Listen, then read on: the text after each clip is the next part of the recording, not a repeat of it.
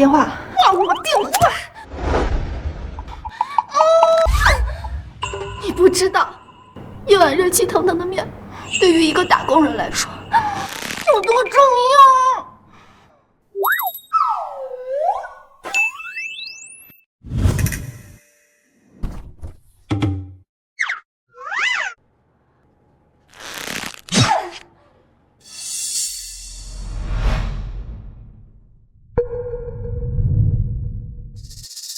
见鬼啦！3次了，每次都不动钱财，就冲着吃的来，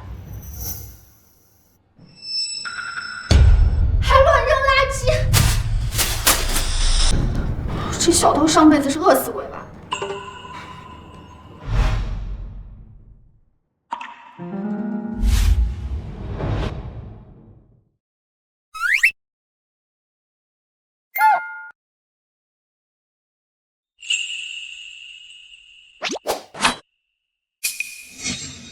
垃圾物业，你不查我查，我倒看看到底是何方神圣。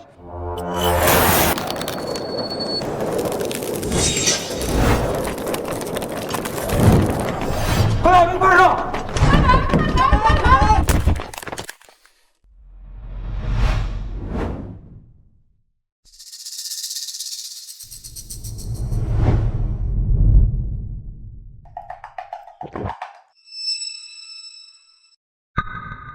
表哥，我们还能活得过今天晚上吗？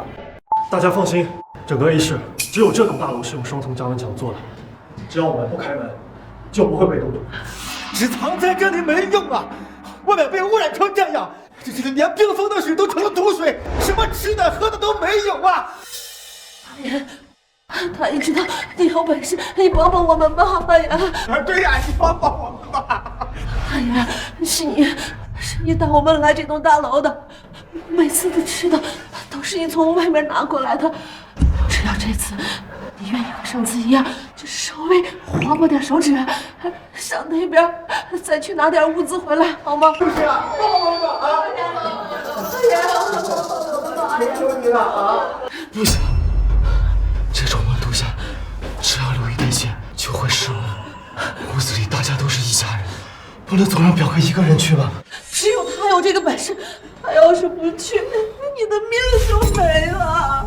求求你了，求求我们吧！哎呀，我磕头了！帮帮我们吧！哎呀，哎呀！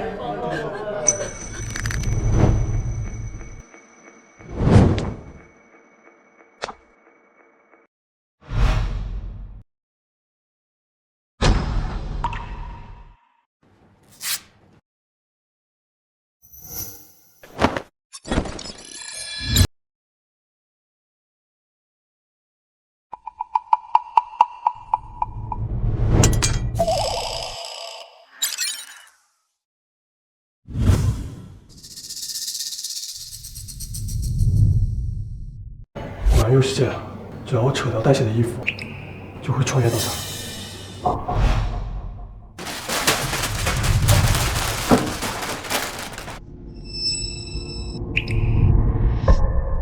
第4次了，总偷拿人家姑娘家的东西，不太好。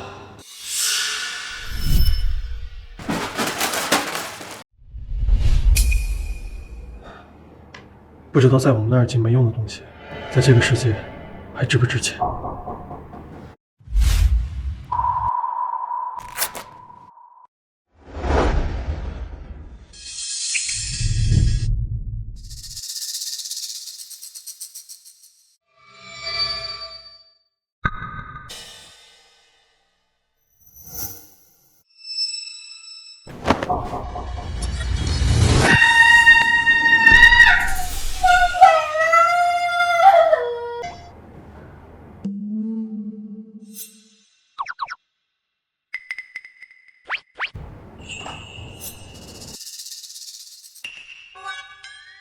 是真的啊！多谢姑娘救人于水火之中，此等大恩必将有权相报。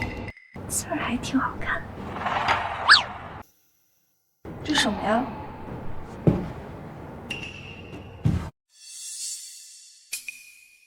是男的？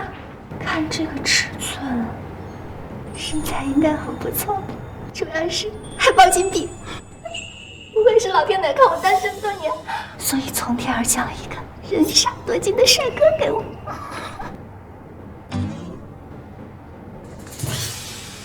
想什么呢？他这种行为，那是私闯民宅，是犯法的。万一他是一个油腻大叔呢？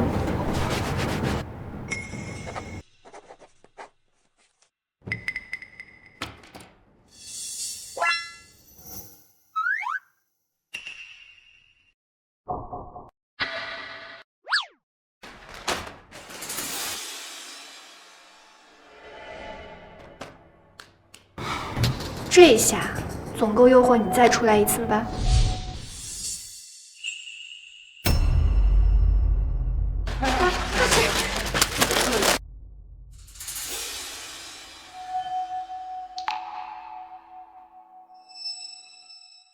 还是不够啊！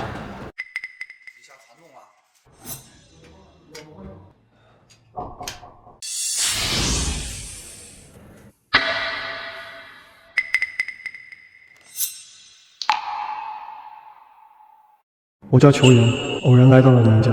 我来自3085年的末日冰封世界，那里温度极低，所有在户外的动植物都被冰封冻住。我和我的家人在写字楼里躲避，才得以存活。但半个多月以来，早已弹尽粮绝，所以从您这边拿了些物资，实在抱歉。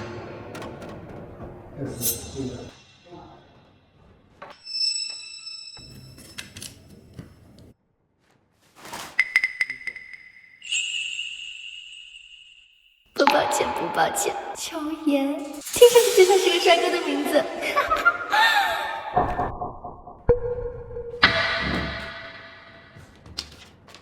3085，现在是2025年，难道他是穿越过来的？还需要什么？尽管开口，保证满足。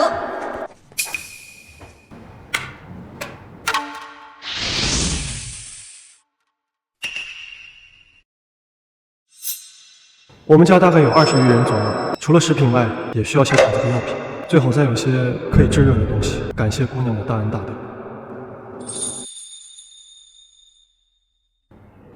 几10口人都被困住了，那岂不是很危险？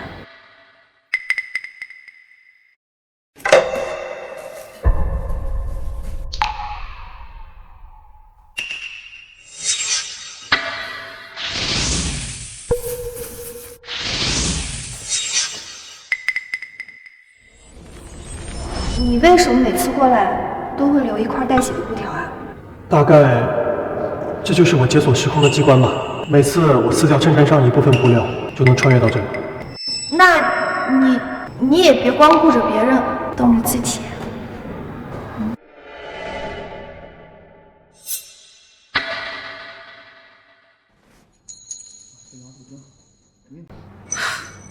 他们那个世纪的人，难道不用钱吗？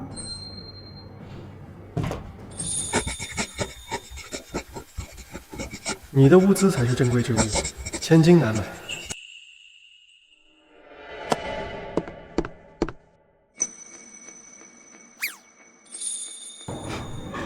人傻钱多，主要身材还不赖。只可惜每次都碰上我上班的时候。但是女生吧，也不能太主动。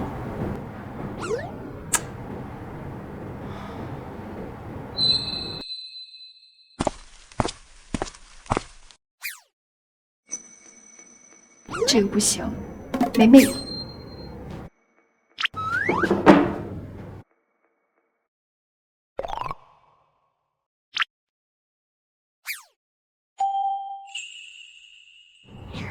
这样才对嘛！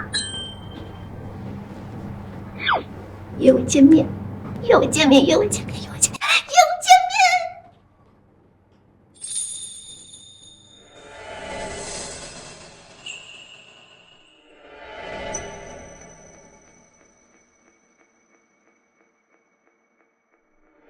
哥，你的手，别再过去了，外面温度越来越低，再这样下去，你的手会彻底坏掉的，而且你的衣服也被撕得差不多了。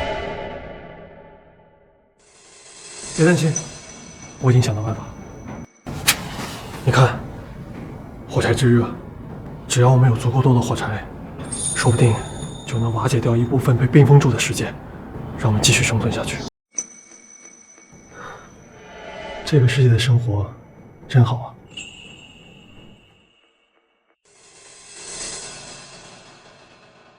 辛苦姑娘多备些火柴，我准备一起带回去，说不定火焰够大的话，就能瓦解掉一部分被冰封住的空间了。喂，你好，给我送20箱火柴过来，谢谢。他什么时候再过来呀？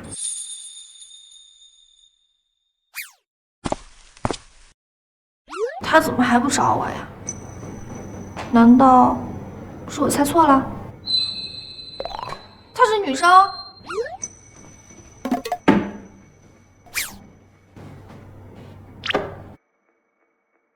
这一下总能看见了吧？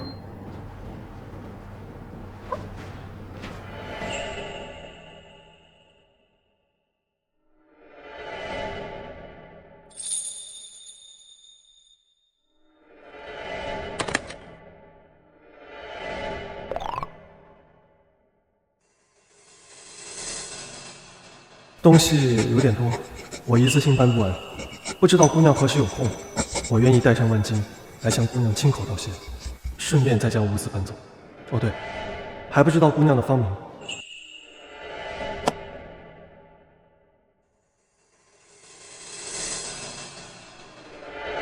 我叫陈倩朵，大概7点下班到家。程倩朵，那明天见。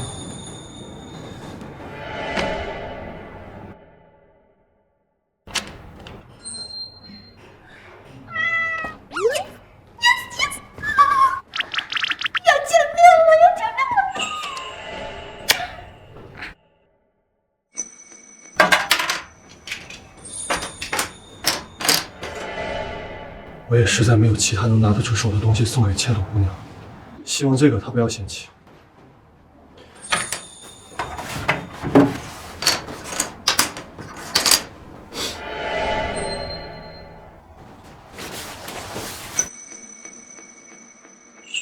希望倩朵姑娘见到我这样，不会害怕。No， 你刚刚好一点，我觉得太松弛、太随意了。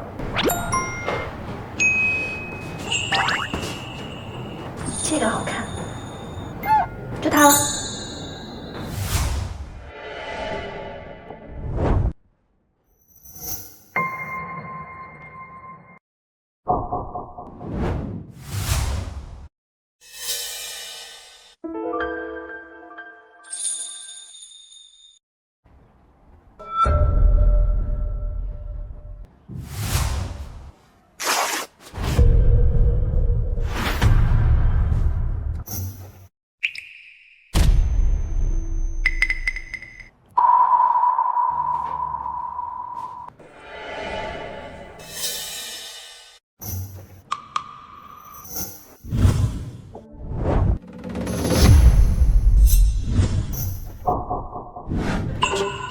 这是怎么回事？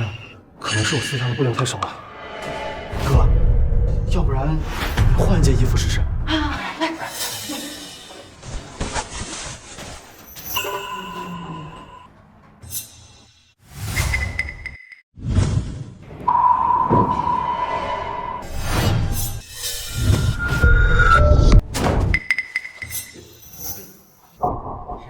穿不过去了，这不等于我们以后再也没有吃的了啊！哎呀，我命苦啊！赶到这种时代，命比该绝呀！这穿不过去可不行，咱们这么多人，不能坐吃山空啊！妈，我再试一次。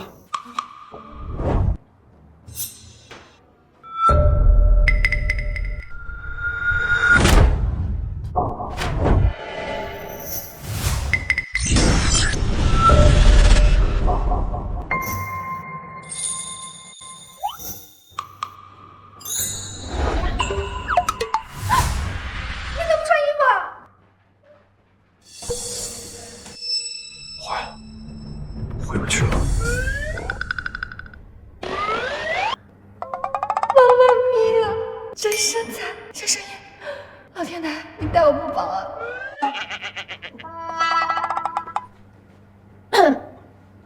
那个，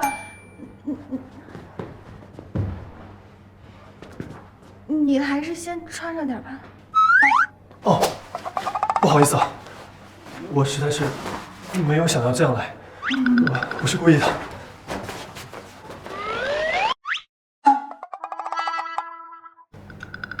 哦对，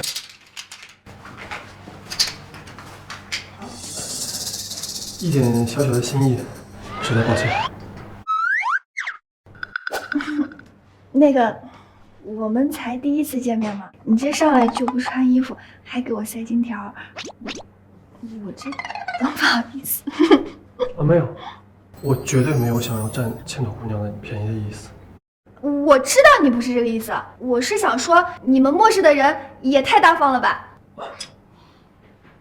其实除了这些，其他的也实在没有能够拿得出手的送给千朵姑娘。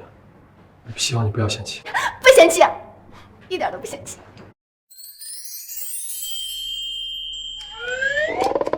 谁会嫌弃一个帅哥陪我上门送钱啊？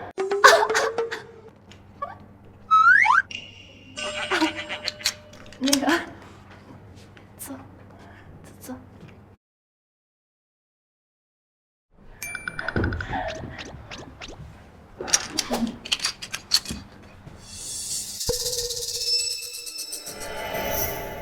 其实我们现在有一个比没有物资更严重的问题。什么问题？我可能回不去了。你听我慢慢跟你说。他不会不回来了吧？啊，他不会不回来了吧？他刚才把身上所有的衣服都撕掉了，我没看错啊。如果秋妍这两天再不回来的话，我们就完蛋了。不会的，秋妍这个孩子虽然不是我亲生的，那也是我一手带大的呀。他只要活着，他就不会丢下咱们家人的，一定会想办法回来救咱们的。对，哥一定会回来的。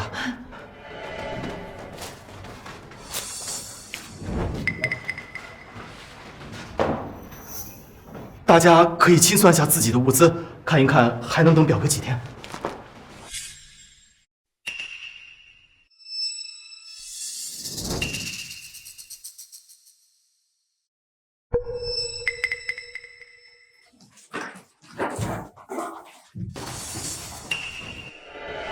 叔，这样可不行，这我的，这种情况下没有你的我的。我就这张火柴了。要是表哥在的话，他也一定会让大家这么做的。对，叔，你有火柴，没有面包，靠你自己怎么能撑得到表哥回来？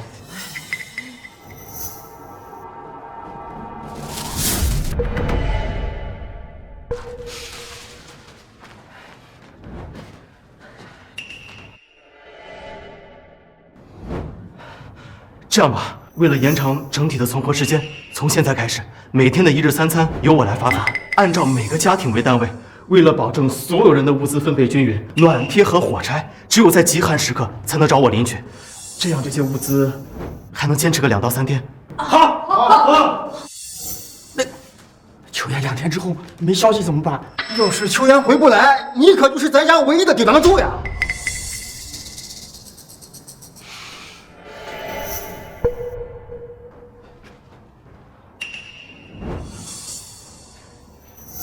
我相信哥会回来的。长头发，给哥送物资的是个女生，怪不得这么注意形象。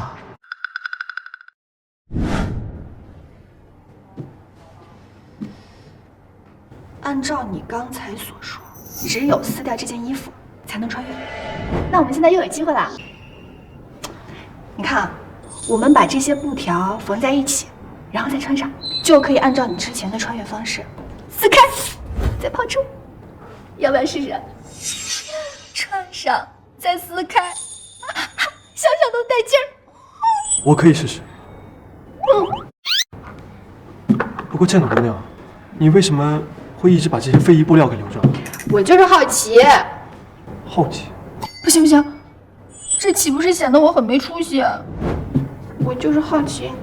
好奇什么？算了算了，毁灭吧。好奇你身材。你脸红了。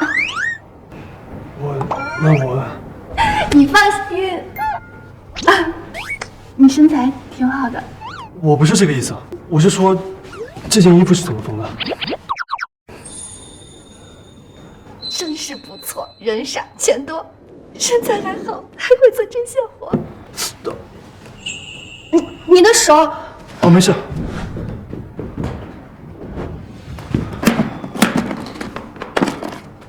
给我。哦，这个。多谢倩朵姑娘。你不要一口一个倩朵姑娘嘛，我爸爸妈妈都叫我朵朵，要不然你也这样叫我。朵朵。你这么好看，像才对。你的医药箱还挺专业的。因为我经常要出差，所以这个医药箱也是我的工作需求之一嘛。那你是护士吗？ No， 我呢是环球维和队社会发展部的科研人员。维和嘛，总会遇到一些暴力冲突，所以说给别人包扎也是正常操作啦。那你是维和使者？怎么啦？不像吗？不像，难怪你有那么多医用物资，还有火柴。好啦，以为看我了，缝衣服。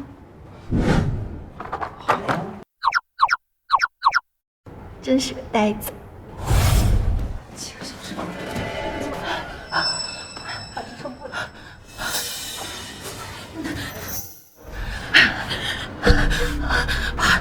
怕是挺不过这2天。7个小时了，这可从来没有这样过。儿子。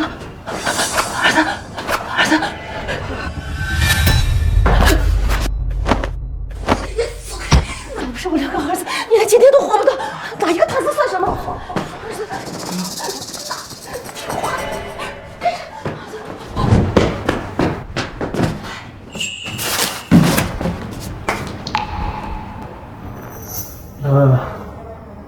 我开始了。等等啊，你一会儿把这些都带上，能用得上，以后记得常来。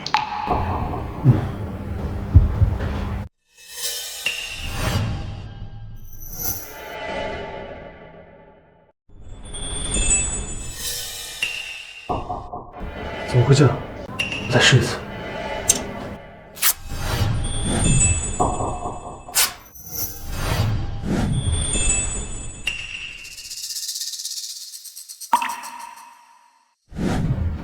有没有可能不是你的问题？什么意思？我之前在国外维和的时候，偶然听到过一种学说，可以打破世界的载体，通常带有一部分人类暂未探索到的元素。哎，你说你这件衣服上就带有那种特殊元素，如果我们贸然的把衣服扯来扯去，早晚有一天这个元素会消耗殆尽。不如我们追其根源，找到它的同类元素。简单来说，就是找到这件衣服的关键元素。怎么找到？那下面，让我们好好回忆一下这件衣服的前世今生。行。我问你答。好。这件衣服什么尺码？XXL。肩宽55。胸围93。果然好生。臀围。臀围和上衣有什么关系？不好意思，那个，你这件衣服是国产还是代购？国产。你什么时候买的？是我父亲买的，至少在25年前了。你父亲的衣服？这是我父亲的遗物。遗物？我4岁那年，我爸爸过生日，带我们一家去公园野餐。祝你生日快乐！这件衬衫就是妈妈给爸爸的生日礼物。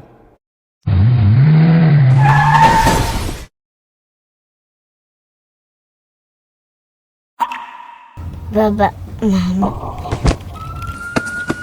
那一天来了好多人。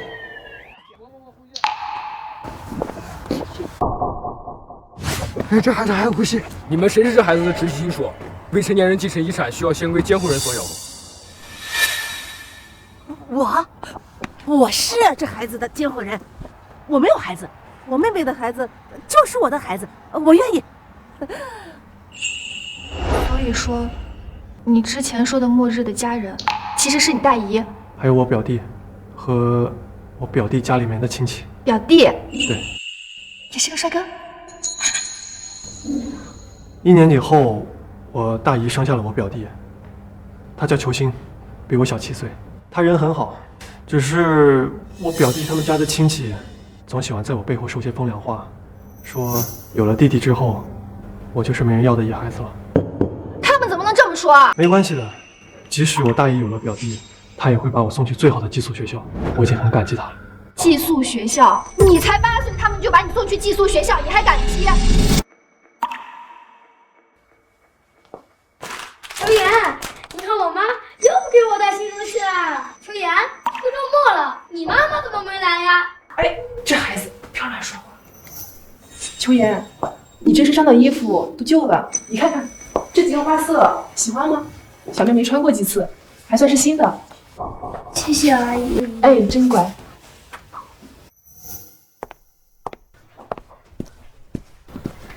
秋妍，大姨给你打电话，你接个电话。秋妍啊，秋心这周家长会啊，大姨实在是没空过去了，你不怪大姨吧？没关系。哎，这就对了，你是家里的长子，照顾弟弟一些啊，是天经地义。什么长子？分明就是偏心。我本就是养子，又是长兄，不该计较那么多。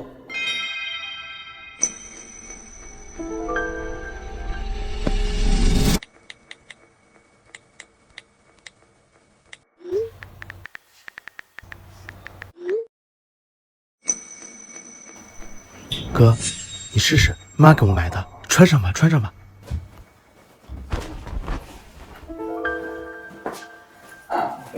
是不是太急？我觉得。哥，快点来。我也不想亏欠大姨他们。儿子，吃肉。毕竟我也不是亲生的，而且不管怎么说，他们也养了我20年。还有，我表弟他人很好。我也不想亏欠大姨他们家太多呀，毕竟我也不是亲生的，而且不管怎么说，他们也养了我20年。还有，我表弟他人很好，愿意去冒险，去尽可能的保护好大家。哪有你这么好的人啊？把所有的好东西都留给别人。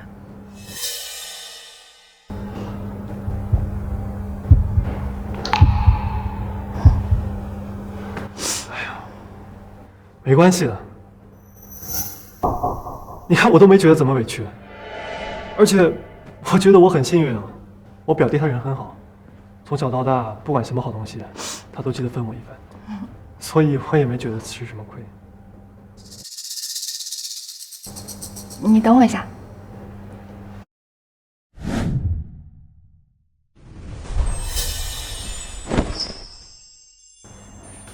这件衣服本来是要给我爸爸的，但是他出差，常年不在家，所以就便宜你了。不过，这件衣服是我现在能拿出来的最好的一件了，这样你也有自己的衣服穿了。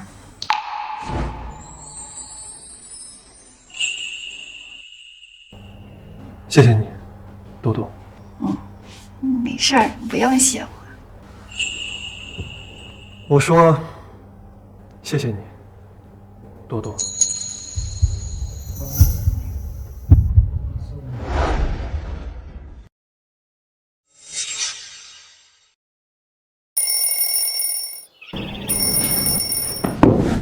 完了完了，我上班要迟到了。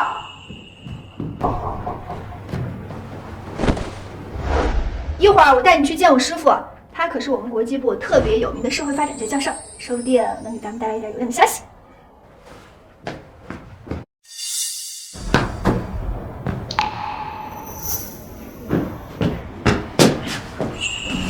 你呀，这么纯情，你怎么了？脸红了？没什么。好啦，你饿不饿？我带你去吃早餐。我饿。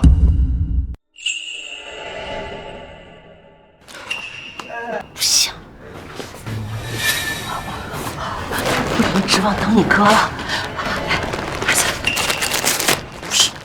妈，怎么都藏这么多？哎呀，这个时候优先自己。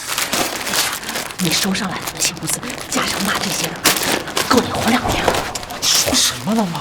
哎呀，你哥一宿都没有回来了，是生是死还不知道呢。你要好好的啊，能活1天是1天。哎，可不会有事的。小声点，旁边听不见是不是？哎呀，给个物资的好像是个姑娘家，她那边应该不会伤害她了。姑娘。哦，原来是这种人！我替你是秋妍带大的好孩子，没想到你和你妈一样长得败坏！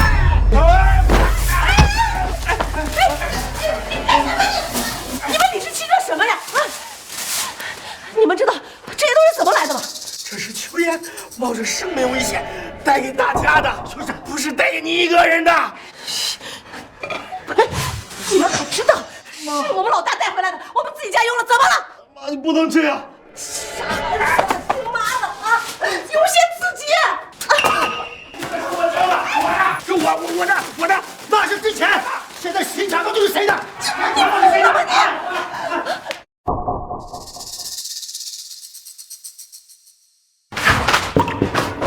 完了，现在物资、粮食全没有了。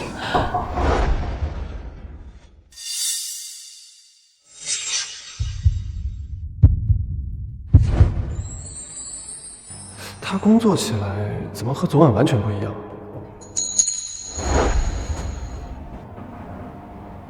你看我干嘛？不好看。好啦，我师傅一会儿就来了。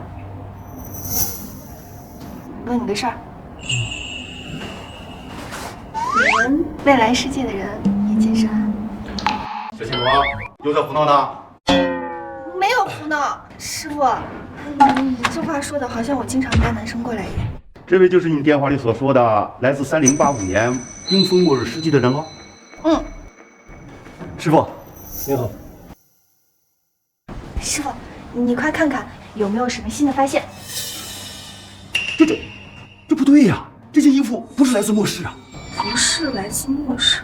师傅，你是不是看错了？我绝对不会看错，这件衣服的材质啊，是早已经失传多年的银丝材质，需要手工制成。这项手艺啊，已经失传100多年了。那会不会是在未来世界又被研究出来了呢？绝不可能，因为能够产银丝的植物银丝树，早在100年前也已经灭绝了。而且这个银丝树啊，喜热喜雨。照你说的，冰封末日，全球变冷，那就更不可能了。可是，师傅，你看看这个也是从冰封世纪带过来的。这也不是未来之物啊，这应该是公元前385年所出的金子。按道理来说，不应该留存至今啊，更别说未来世界了。现在是2025年，我们是3085年，怎么能不是未来呢？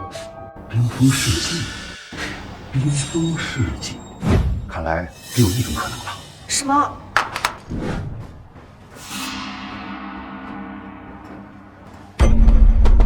远古回溯。远古回溯？师傅，难道是你之前研究的那个远古回溯？理论上讲，你所在的世界不是3085年，而是上古时期公元前385年。可是我小时候，我们也有手机、汽车、电子设备，怎么会是远古时代呢？这个野史上啊，有一段传说，公元前385年，一场历时15天的末日冰封灾难，毁灭了一切物质文明，也包括你现在世界现存的一切电子设备。那也就是说，我们史书上有记载的那些古代，其实就是来自于这次冰封世纪之后。是的，冰封末日之前的远古，史书上无从记载，所以科技发展也是很有可能的。毕竟15日之后，他们都将毁灭一战了。为期15天的末日，那15天之后怎么办？全部毁灭，世界就更大了。那他和他的家人怎么办？都将不复存在，史书上也无从记载，世上将再无他们的痕迹。可是，从我们交换物资到现在开始，已经14天了，还剩1天。师傅有没有什么回转的余地？比如说让冰封世纪复原，或者暂缓它？史书上无从记载，末日毁灭是个定局啊。那让他的家人和他一起来我们现在的世界呢？这个很难说呀，毕竟他自己怎么穿越过来的，到现在还没搞清楚啊。没事儿，没事的，我们会解决的。金诺，只有1天了，不对，还剩12个小时。相信我。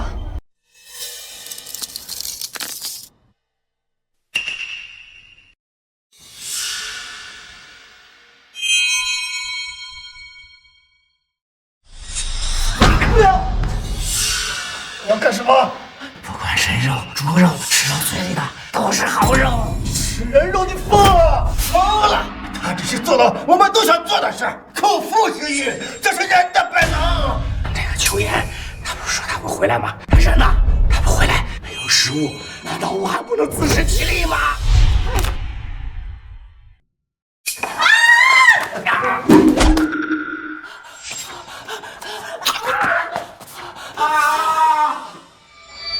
妈，你别咬了！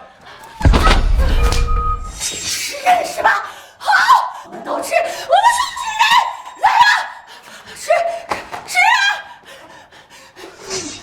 哥，我求你了，你赶紧回来吧，我们大家真的要撑不住了，哥。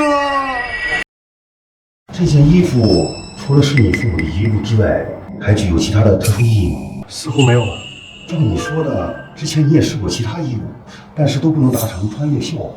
那应该就是这件衣服有它自身的特殊性。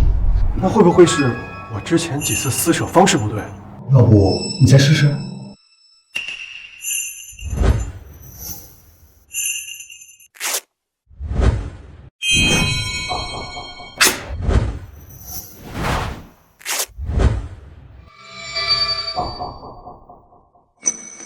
如果找不到这件衣服的特殊意义，那就意味着找不到具有同等穿越效果的平替呀。有一件，这件白衬衣是唯一一件别人送给你，只给你一个人穿的衣服。秋妍，你现在有属于自己的衣服了。这件衣服跟你从别人那里捡的，以及我送给你们的物资军大衣都不一样。这件衣服是只给你一个人穿，别人没有穿过的，只属于你一个人的偏爱。我们再试试。我们再试一次，别害怕，我陪着你。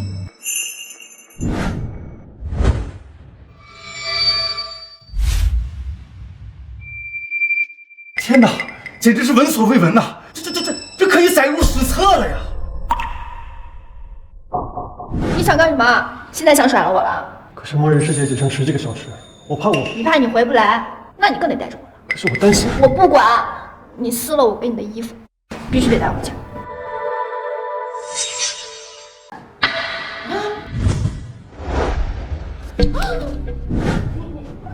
你这是吃的呢？也不错，带一个细皮嫩肉的小姑娘也好，省得都是自家人下不去嘴。下不去嘴。哥，他们已经……贱人！你这也不能怪大家呀！你这么长时间没回来，谁不想保命啊？哦，小秋妍，你吃饱了谈情说爱，居然不顾家里人的死活！别管那些了，让我说，咱就应该把他杀了填饱肚子再说。要我说啊，都吃了饭，空着手回来和死在外头有什么两样？你们就算把我吃了，也活不过8个小时。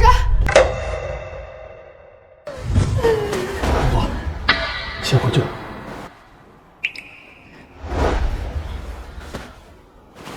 你们看窗外，都已经冰封成这个样子了，气温也越来越低了。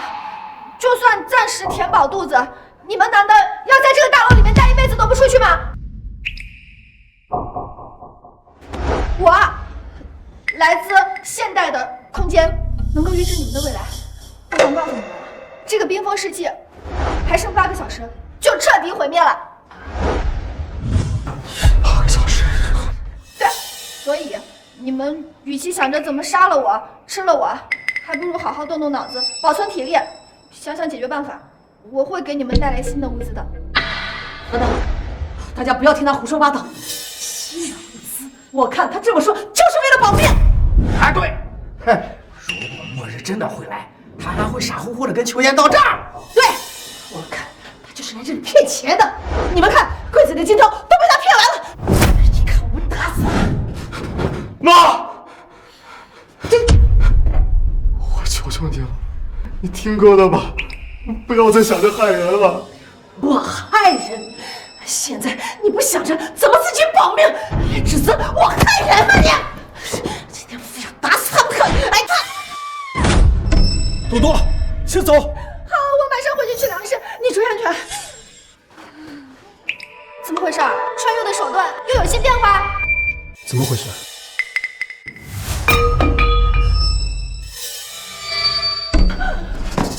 你怎么这么快就回来了？师傅，那边不行了，物资，快！二楼发电机准备好了吗？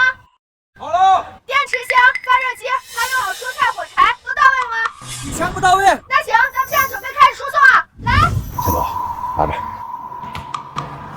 如果距离末日毁灭还是6个小时，照你所说，穿越的界限就会变得越来越薄弱。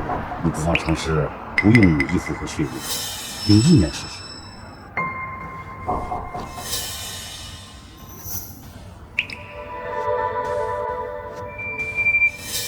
先把他放走了。哎，你要我怎么办呀？要你弟弟秋心怎么办？妈，真是有娘生没娘养的家伙，就这么把大家扔下了，你把他放跑了，你是想看着我们被饿死吗？真是的。秋妍！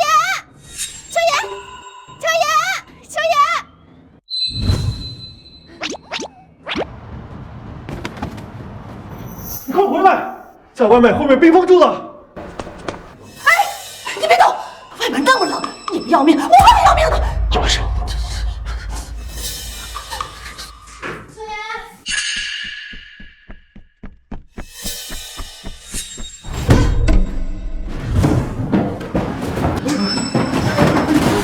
没事吧？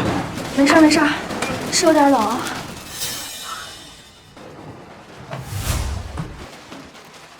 你怎么？我师傅说了，在末日毁灭之际，所有的穿越界限都会被打破。我只要把这个衣服轻轻一挥，就穿过来。不过，我为什么没有被冻住啊？神女呀！啊！哎，这样快，神女，快让神女拜一下，快拜拜她呀！神女啊！感谢神女给我们送来粮食啊！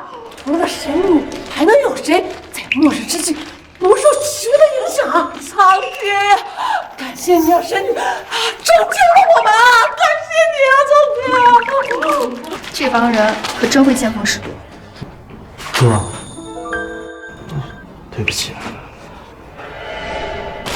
本神女不仅给你们带来了面包，还有蔬菜，还有取暖设备。只是东西太多了，需要下楼取。我知道，我会帮大家取的。不过，本神女的东西也不是从天而降的，需要你们拿自己珍贵的东西来交换。离世界末日毁灭之际还有5个小时。我祖传的项链。这是我媳妇的玉镯。我要给吗？这秋妍可是咱们自己家人呐！哎你哥，这行吗？秋妍，我不能让我师傅一直垫钱的。那从现在开始，你们所有人都要听我的安排。来，这边还有衣服，大家可以分一下。谢谢神女。秋妍，这件给你，别冻着了。刚好哎。哎呀，那个不用插电，用电池就能燃。谢谢神女啊，谢谢。谢神女。还有那个电箱，它是一个可移动的，每个设备没电了，你们今天还要撑着行。跑来跑去，累坏了吧？呀，不冷。我告诉你，我在外面也放了一个发热机，我给你看看，走。你看，我觉得以现在这个速度下去，这栋大楼里的人都可以走出去。距离所预估的毁灭时间还有1个小时，无论是真是假，绝不能让朵朵和我一起面临这种风险。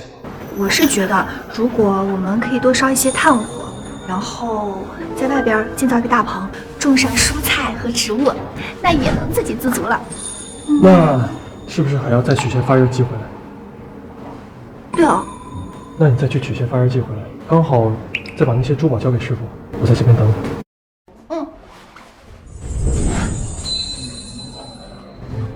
如果我平安回来，我会去找你。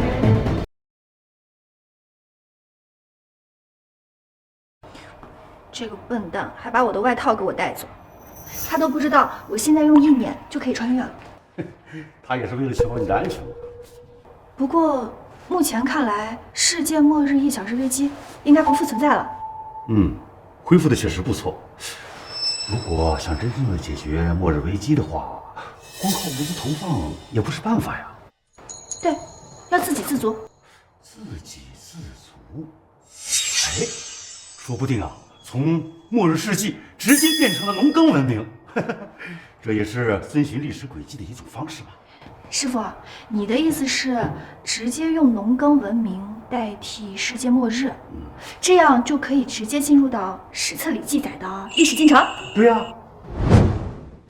还有15分钟，若是没有事儿，我就立刻去现代找朵朵。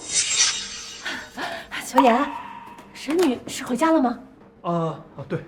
按照神女所说，末日毁灭是必然的。那为什么不带着我们大家一起去神女的家乡呢？这么多人要照顾，到时候也是给朵朵添麻烦。哦，我算是看出来了，你和那个神女啊不一般啊！若是你能把我们都带走，我们给你当牛做马也愿意啊！不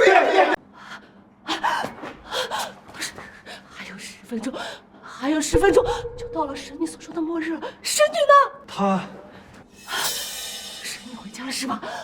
你之前拿的所有物资都是从神女那里拿的，那你为什么不带着大家一块去神女的家乡呢？就是呀，弄这么多电热器，根本解决不了什么问题呀。直接带我们去不行吗？对呀。哎呀，九爷呀，你妈死得早啊！我从小亲手把你带大的呀，你带我们走，带我们去找神女，好不好？就算你不带我这个老骨头，你也把你弟弟球星带着。球星可是从小把你当亲哥哥看啊！大家先别紧张。圈哥，我知道你跟那神女的关系，你放心，只要你带我走，我也可以。谁带好我啊？神女回来了！神女回来了！大家不用担心了，你们所说的末日不会来了。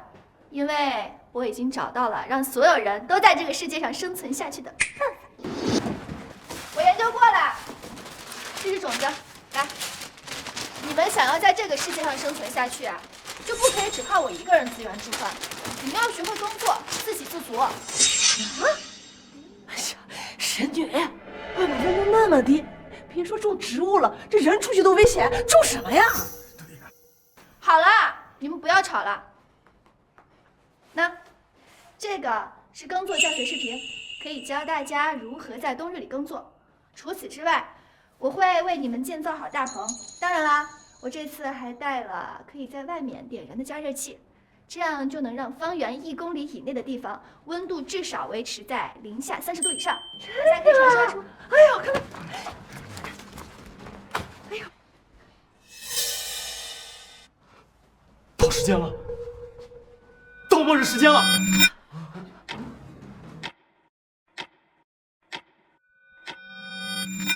哎，末日没来！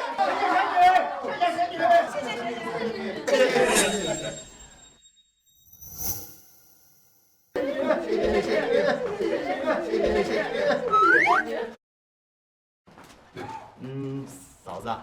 我可不是为他解释的。那个女孩，他真不认识。谁是嫂子？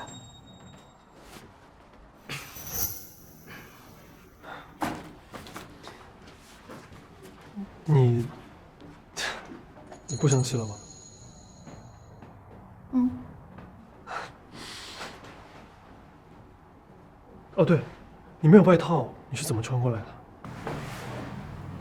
我跟你说啊，现在已经没有末日了，所以我穿越不用外套，用意念就可以了。你竟然可以用意念？你别让他们听见了。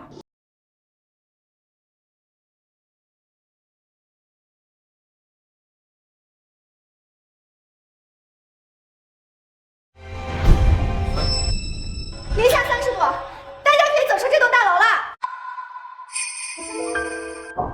你们别担心，以现在这个温度，只要大家穿得厚一点，是可以尝试走出去的。我们去。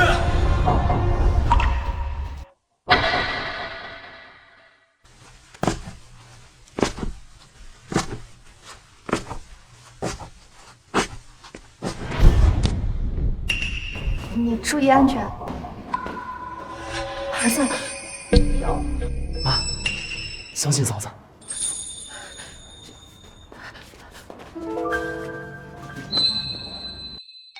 你说什么了？嫂子，我相信你。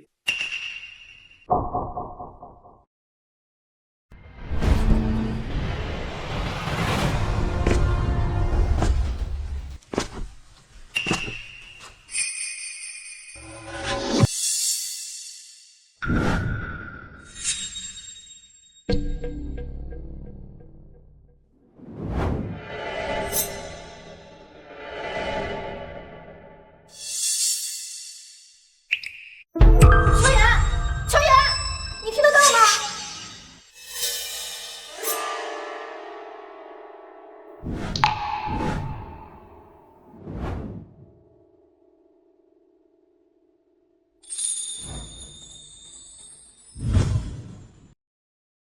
师傅，你看，确实不错。自从我们建造了大棚以后啊，这个棚内的温度现在已经接近0上了。虽说情况有所好转，但还是不够啊。是的，如果一直依靠加热器，还是没有办法实现大面积种植。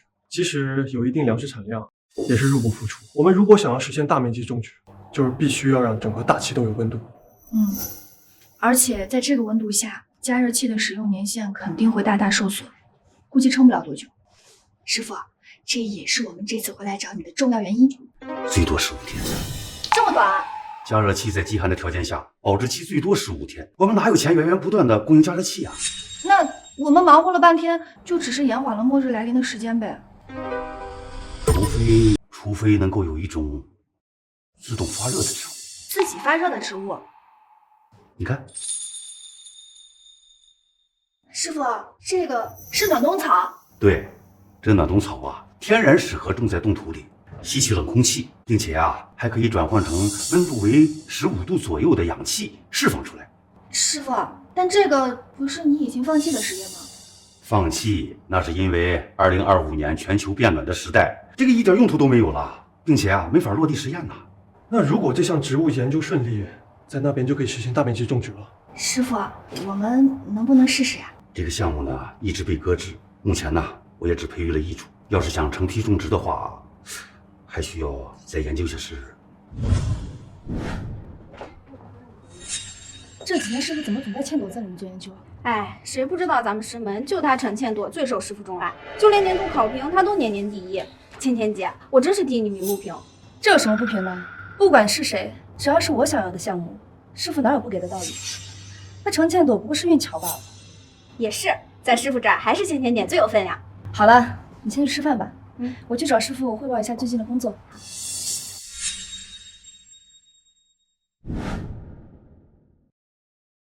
暖冬草，那不是已经被废掉的项目吗？师傅，如果这个暖冬草能研发成功，那我们就可以大面积种植。您今年也能多申请一项科研专利了。那你们先把这1株啊带回去种植一下，拍视频呢记录一下。我们每3天呢见面探讨一次。毕竟大内的种植也是需要循序渐进的结果嘛。谢谢师傅，那我们走啦。拜拜。哟，倩朵又来找师傅探讨学术了。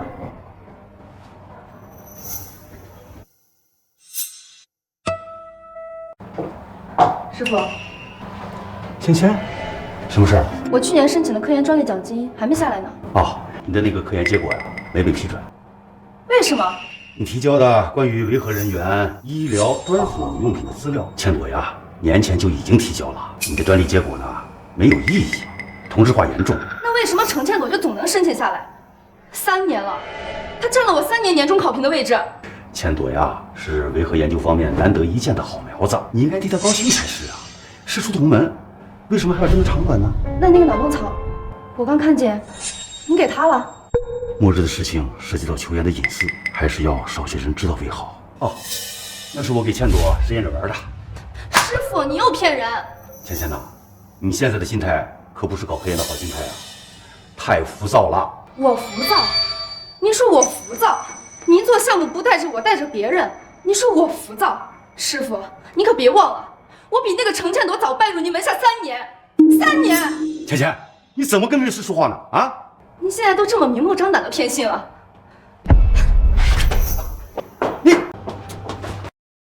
好，这次我就要让你们看看，到底谁是国际维和部最厉害的兽头。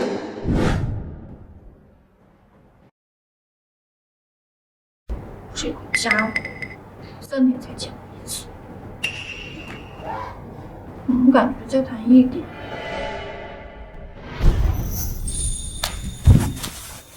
你怎么来啦？今天晚上、明天上午，差别不大。怎么，某人想我啦？你总这样，就要付出代价。你还进步了？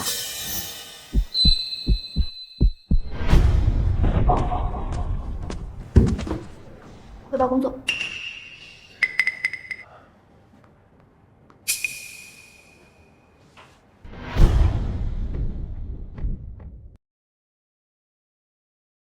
现在户外的温度基本上都稳定在0度以上。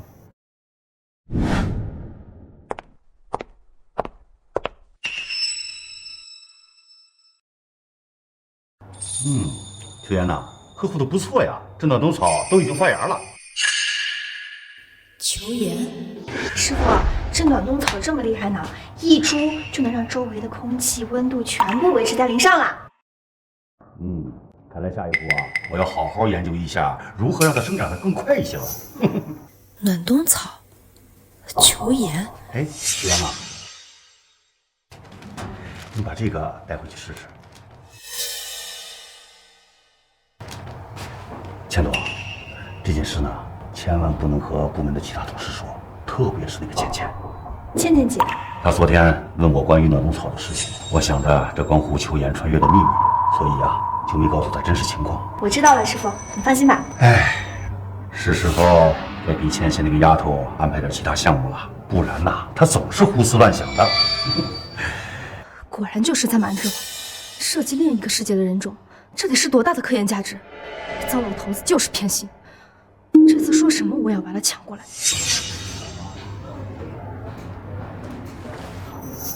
M 国吗？你们之前想找我谈的那个合作，我觉得可以推进了。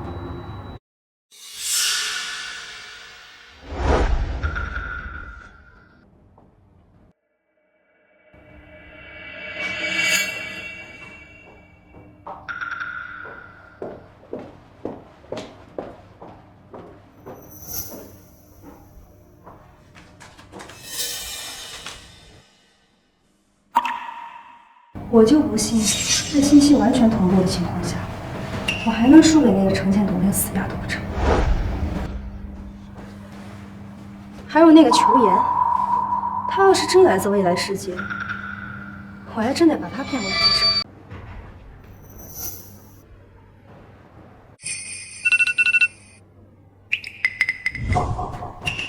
你怎么来了？这么快，3年又过去啦？这你也能忘？我没忘，只是我下午还要上班，要跟师傅参加一个论坛，可能得3点钟才能带你去向师傅汇报。要不然这样，我们去做体检，看看2个世界的人在生理机能上有没有差异。好，那我就下午3点再去找你。那你乖乖在家等我，有什么事儿可以给我发消息。喂，师傅。好，我马上就过来了。他下楼了。今天刚好是那个异食人要去找那个窦老头错乱的日子，我就在这等着，一定把他逮住了。放心，我一定把他带回去。人体分析，放心，肯定会做的。你不赏识我，有的是人知道我厉害。等我抓到这个异食人，甭管什么专利申请，谁来了不得敬我3分？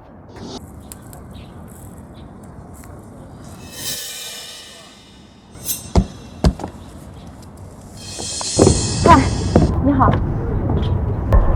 你是朵朵的朋友吧？我是他的同事，我们之前见过。你是朵朵的同事吗？你好。是朵朵让我过来找你的。我们已经找到了暖冬草可以大面积种植的关键，所以他让我带你回研究院。这么快就可以大面积种植了？对，朵朵说你着急，所以才急着让我带你回研究院。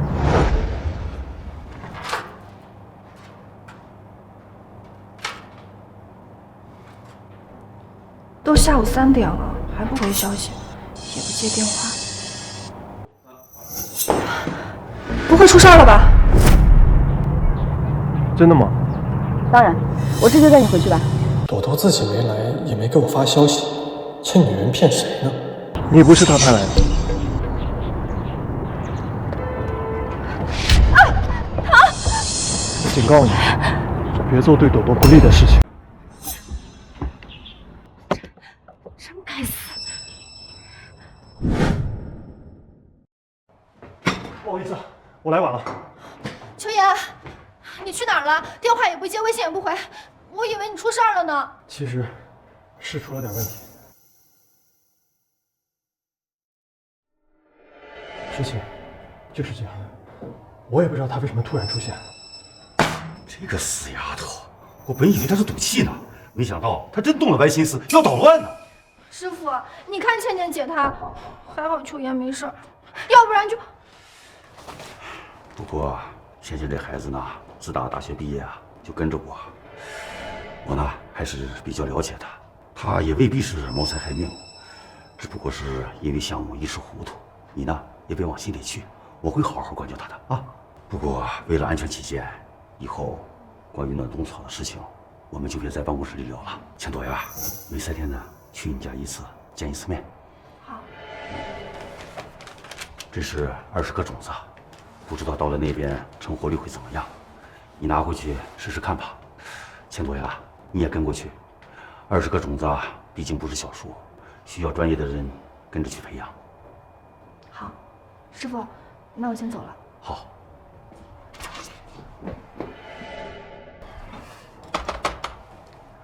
把金倩倩给我喊过来。师傅，你还知道我是你师傅啊？啊！把手伸出来，伸出来！疼！你还知道疼啊？倩倩呐，你怎么把歪心思动到头门这里来了？我只是想骗那个异世界的人，问他点外来世界的线索。我也……谁让你们不带我做项目？所以你就听别人墙角？你都知道了。哼，秋妍是外来世界的人，这件事情你没和别人说吧？哎，之所以不带你啊，一是因为这件事情本身就有风险，二是牵扯别人隐私，不好往外乱讲的呀。要是让他国研究所知道了有异世界来的人，秋妍呐，小命都会难保的。还好没有师傅说安总的事。这些呢，是我做了好几年觉得不错的项目。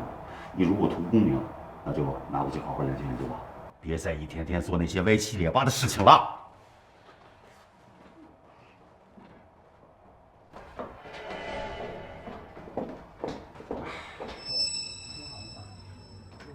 说了半天全是废话。要真是好的项目，你会舍得给我？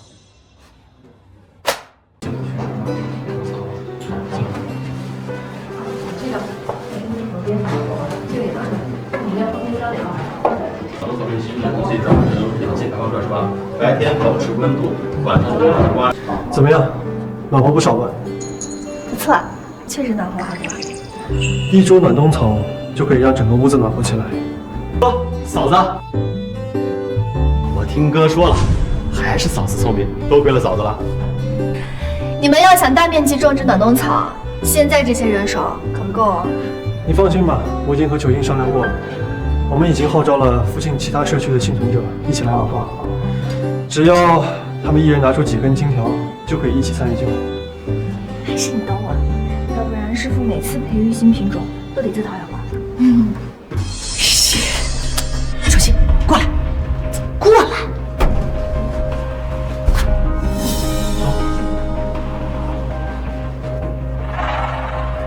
那神女，她什么来头啊？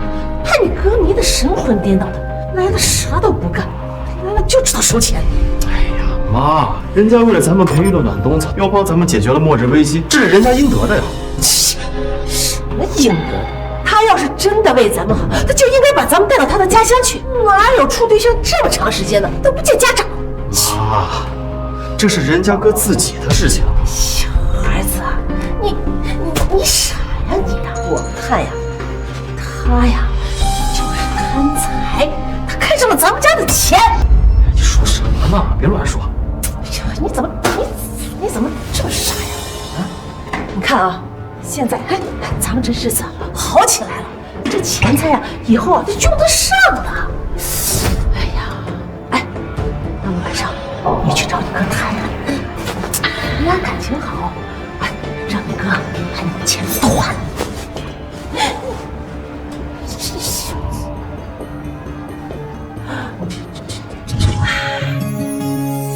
秋妍，我没有想到在夜里没有日光，这个暖冬草还是暖暖的。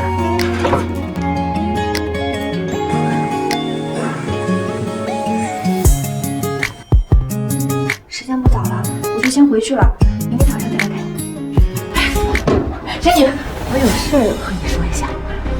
大爷，你有事就直说吧。我看出来了，你和我大儿子谈恋爱了，是吧？你大儿子？是啊，乔妍是我养大的，那可不就是我亲儿子吗？哎，如果你们俩处得好的话，啥时候带我们去你们家看看啊？你看我们家这盆地也有了我也把你当成儿媳妇来看，你们就请回家了。那是我自己的家，我不会带任何人去的。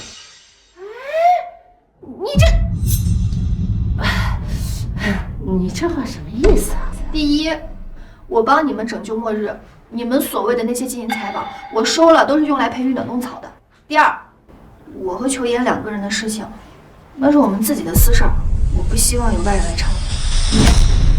外人？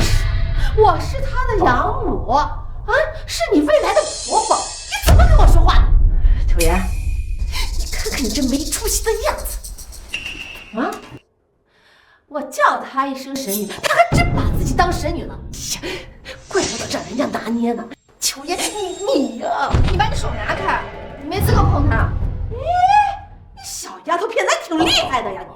我告诉你啊，裘妍她不欠你们任何人的，你从小就没有好好善待她，你根本就没有把她当成你的亲儿子，所以就算以后我们在一起了，我也不会把你当成她的亲妈，你大可不必拿这些要求对我。我们那金条也被这女人收走了，可不能白便宜了她。你可是真是没良心呀，嘴巴这么狠毒，亏我们还叫你一声神女，还真当谁离了你这个小丫头片子就活不成了。竟然这样说人家养母，她大姨这么多年没多弄一苦劳呀！我都替她委屈啊！怎么能这么对我？哥，你别管他们。你保护我太多次了，我绝不能让你再因为我受委屈。从小我父母离开了我，是大姨他们收养我，我也一直把他们当做我最亲的亲人。你看这孩子心里还是有你的，就是这女人。但是我们经历的这次末日，是朵朵陪着我一次又一次重建，所以无论出于道理还是情义，她都无可挑剔。你大爷，那些金银本来就是我们必须要支付的。至于朵朵，她想做什么，想带走谁，想收多少金银，那都是她的决定，也是她应得的。我们不能因为我和她建立了一段新的关系，就以死绑架她。妈，你有完没完？你干什么？妈，你搞清楚，末日危机是表哥2个人不顾个人安危，一次一次的给我们送物资，甚至不惜将他自己父母的唯一遗物都给撕扯了。你有戏！你是我亲儿子。对，就是因为我是您亲儿子，所以这话我必须说。妈，请您以后不要再胡闹了。我胡闹？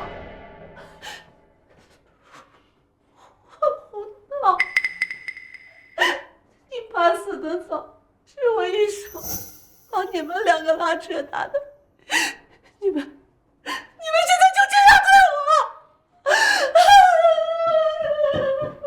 哥，不要放心上。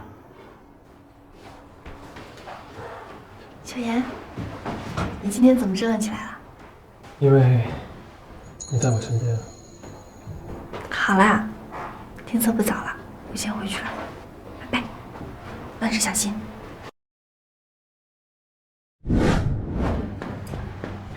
师傅，多吃点。菜炒的不错呀。哎，如果要是那边已经质疑了你的用意，那这个暖冬草计划你就不便再进行参与了。那我就把剩下的50株都带过去，只要那边稳步发展，进入了农耕时代，应该就没什么大问题了。行，反正资料和种子啊都在我办公室的抽屉里，你明天直接去拿就行了。哎，要是那边一旦稳定了，秋妍她……我也不知道他愿不愿意跟我回来，大不了异地恋呗。哎呦，你俩这哪是异地恋这么简单的事儿啊？管他呢，主要是要看他自己愿不愿意。我一个女孩子总不能开口求他吧？你还是希望他回到现实世界，对不对？当然啦。你呀。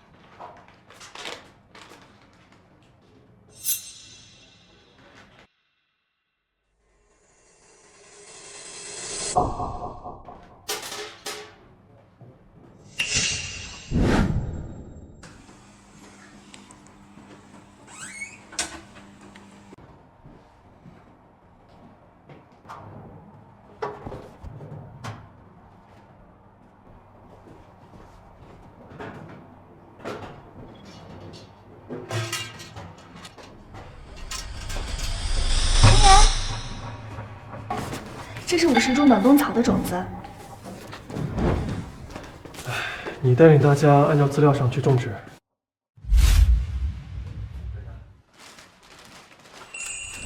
这次我就不参与了。不参与？为什么？等这边稳定过后，我会回到朵朵家乡跟她一起生活。真的？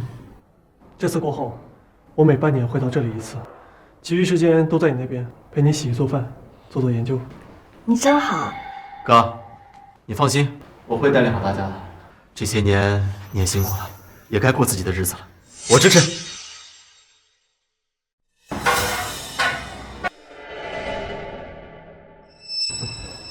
说，这些是你的。哎，儿子，那你哥呢？他怎么不来干活呢？哥以后不会经常回来。什么？我们可以自己种地，也不用花钱去买种子了。等这些暖冬草成熟之后，它会自己繁殖的。什么？哦，被拆穿了，跑了。以后我会带大家种地，我会平均分配好这些种子的数量，大家一定要保管好自己的暖冬草。等气候变暖了，大家也可以种些其他粮食嘛。你看这，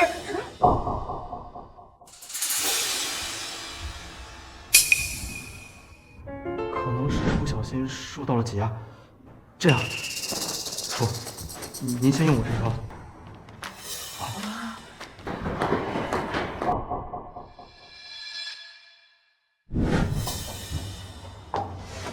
你没有的东西，我都拿到了。糟老头子，我倒要看看，这次你还不能这么走。儿子，不好了，那个暖冬草都枯了。什么？楚言，我们大公牛的植物快死了，连温度都降了回来，1个小时内下降了15度。照这样下去，不出24小时就会恢复冰封啊！是呀，你哥呢？你哥呢？哥他最近都不会回来了。什么？怎么办？怎么回事？怎么都突然就断线了？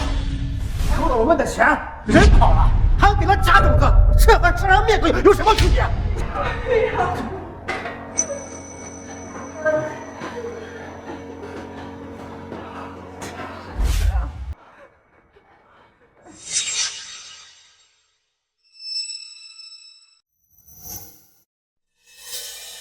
看来是这最后一批种子出现了问题。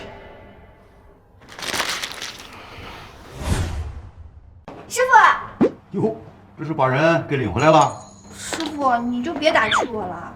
带回来正好，我看他种植暖冬草的样子呀，对这个植物研究还颇有天赋嘞。师傅，你也这么觉得？还是师傅最懂我。这个我这里呢有一些现代植物学的资料，你拿回去啊，好好学习一下。刚好啊，他的身份证还没有办下来，不能直接签到咱们部门。谢谢师傅。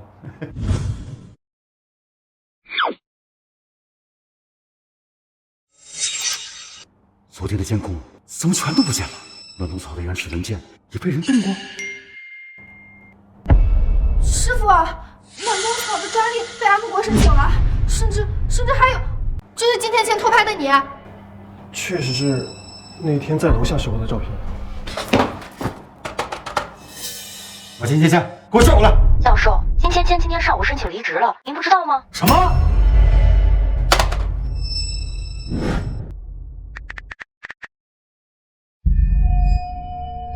您好，您拨打的电话已关机。师傅，是不是联系不上呀？那咱们要不要去申诉？这是您的研究成果。原文件被他带走了。原文件带走？那我们带去墨汁的是什么？坏了，被调包了。我也不知道他用什么调的包啊。这是我自己留存的一些健康的种子，你们带回去，一定记住把那些假种子吸附干净，不要让冻土再遭受污染了。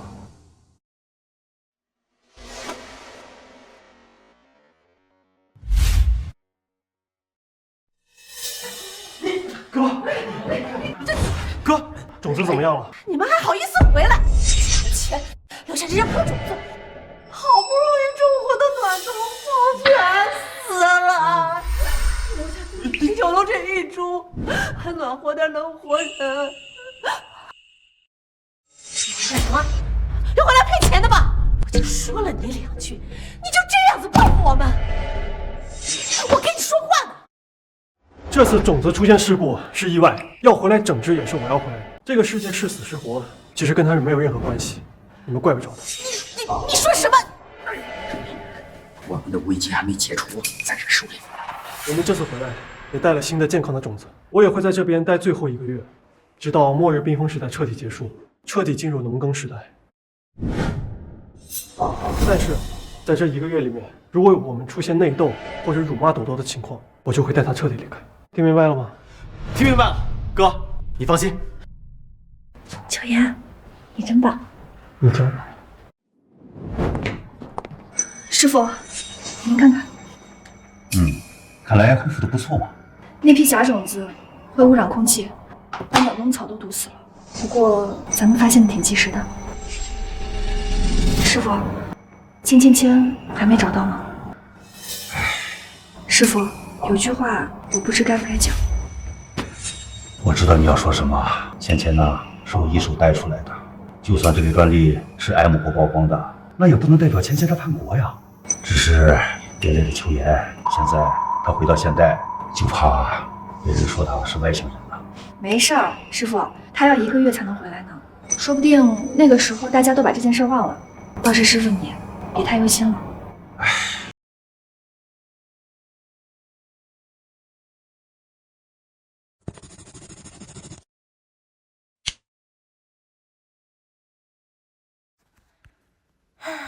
1个月终于到了，晚上下班回家就能见到他了。1个月了，我就不信这个医师能一直躲着不回来。芊芊姐，为了 M 国，这段时间你一直不拿真面目示人，我们一定谨记你的恩德。还不是都怪那个糟老头子一直到处找我。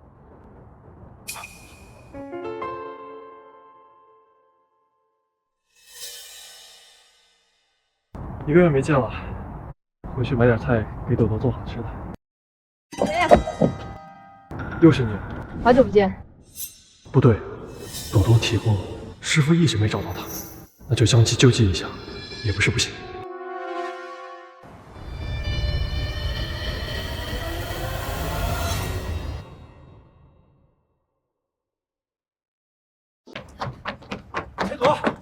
陈总，你先别着急嘛。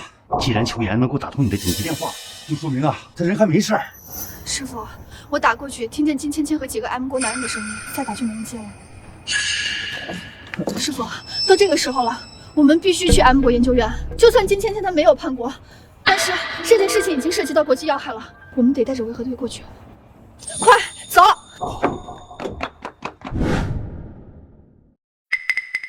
多谢金主任愿意提供给我们手术场地。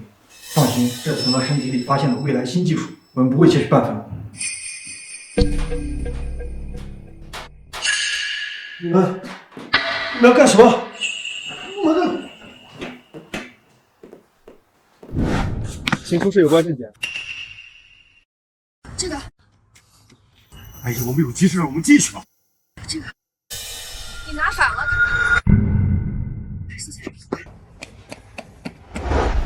把他的记忆和器官都给我仔细读取，解剖一遍。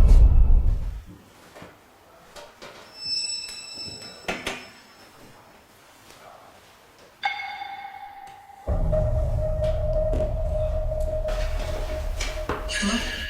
我要喝水。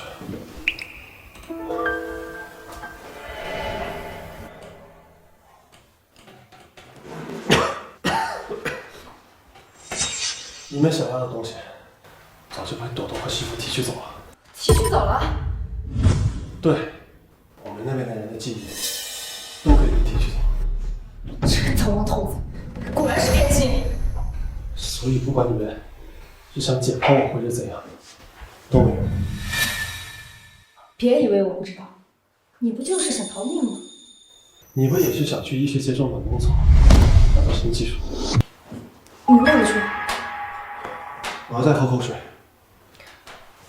再给他一杯。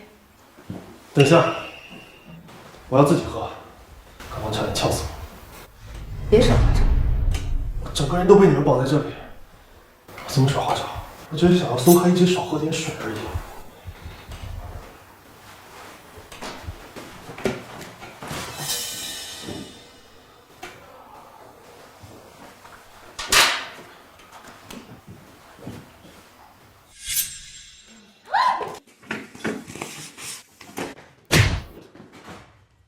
别动！夏婷，千朵，我实在是跑不动了，你先上去吧。师傅，那你在这等我。小野。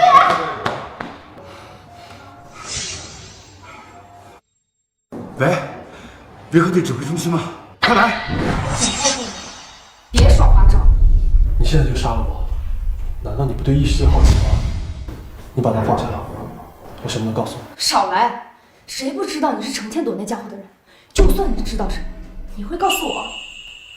我当然会告诉你，谁抢我姓谁，上次他们研制的暖冬草，差点把我害死。今天2楼有重要手术，不许进去。重要手术？对，请见谅。手术怎么可能出现打斗手？难不成我听错了？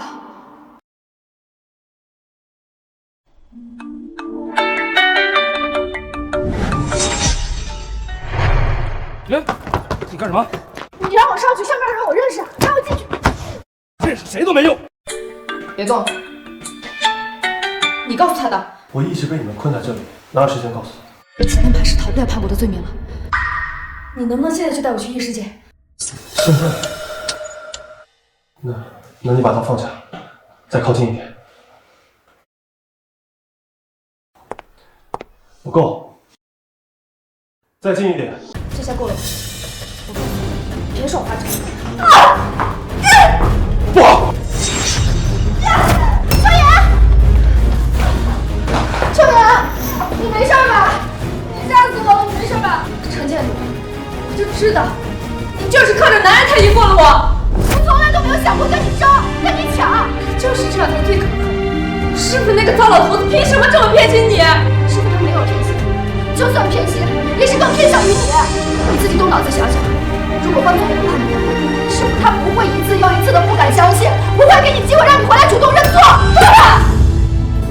输了就是输了，没什么好说的。姐姐，对不起。芊芊，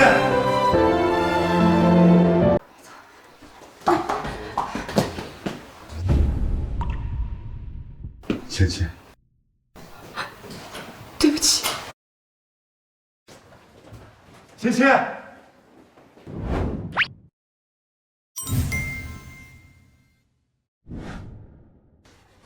怎么样，现代人的生活还适应吗？非常适应。你真的不会想求亲他们？那边农耕那么发达，半年回去一次，我都觉得很频繁了。那你什么时候娶我呀？你说什么？我说你身份证都办好了，你准备什么时候娶我？哦，对了，我突然想到一件事。一会儿发布会关于末世的部分，我知道，我会告诉大家，通往异世界的通道已经关闭了，我都明白的。好，我先走了。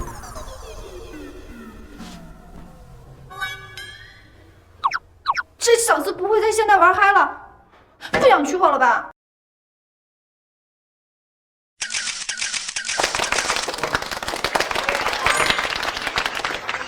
从现在起，你就是社会发展部的一员了，恭喜你！谢谢师傅。作为异世人，您有什么想要和我们分享的？其实没什么不一样的，只是在末日到来之际，会有更多的责任感吧。听说这次是您和陈倩朵女士一起让末日纪元变成了农耕时代。我想这个问题就由他来回答吧。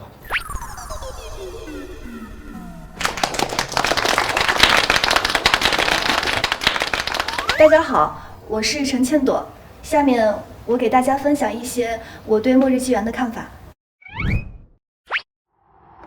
这个世界上根本就没有所谓的末日纪元，当然，我也不愿意将这次的冰封世纪以末日去冠名，毕竟在人类历史发展的长河中，我们会遇到很多的自然地理灾难，比如说现代的地震、洪水、泥石流。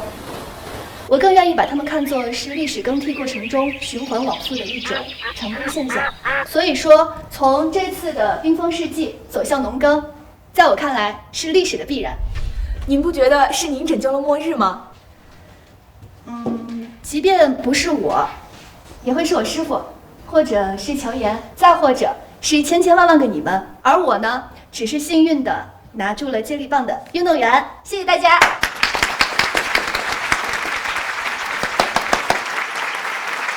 各位，我要宣布一件重要的事情。今天呢，我们社会发展部的2名同事准备公开他们的……我自己的事情，我自己说。